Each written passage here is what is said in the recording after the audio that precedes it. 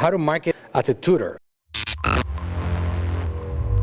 All right, well, obviously, if you're doing physical tutoring, like you have to have the person with you in your home, in your office, or you want to go visit them at their home, then you got to market to that particular city or area that you can actually drive to, or have this particular student drive to you.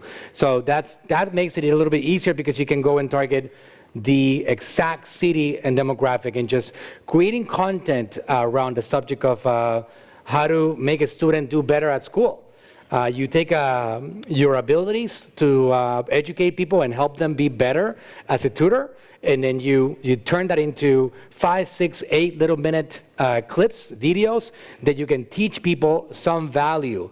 Because your base over here, your customer base, your audience is going to be parents. So when you're targeting people on Facebook, for example, you just make sure that you're targeting parents.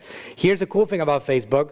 It has great demographic data. So you can actually target parents of 10 to 13-year-olds, for example, and just put yourself in front of these people right there and just spend $5 a day, $2 a day, $100 a day, depending on what your budget is and how much you can service people. Because I know there's a limit. If you are a physical presence tutor, you can only probably serve 5, 6 kids a day. Local area too, probably not. Correct. So if it's a local, you could just drop a pin on your city, or you can even do by zip codes or by city or even county and stuff like that. So it depends on, how much you cover that area.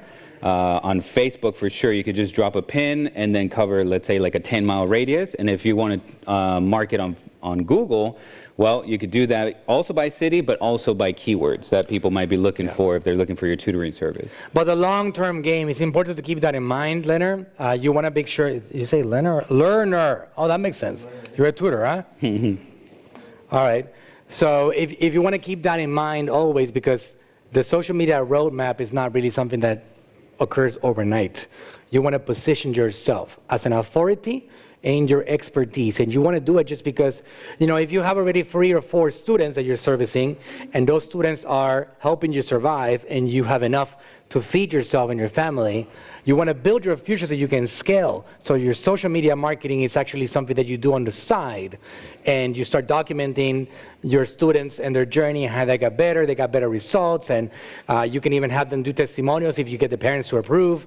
You can actually create content around your own abilities to teach these people, and just do YouTube channels, Facebook pages, TikTok profiles to show kids how you can make them better, show parents how you can make them better students in school. And it's a long-term strategy, and that's going to help you get more attention towards your services. And who knows, maybe you get really smart, and along the way you create online tutoring, because that really is something that is scalable. You go from unscalable, maximum 5, 7 students a day, to unlimited scalability with being an online tutor.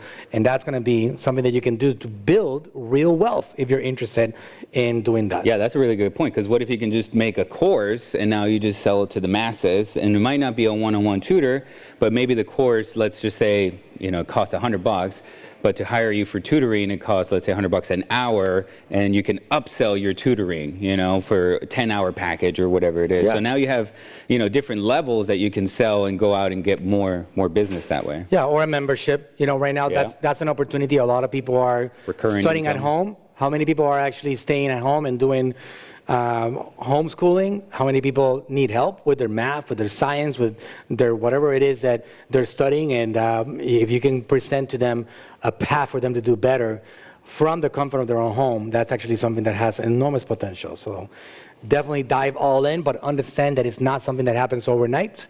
You got to earn people's trust, and that's done with the social media content strategy. That's right.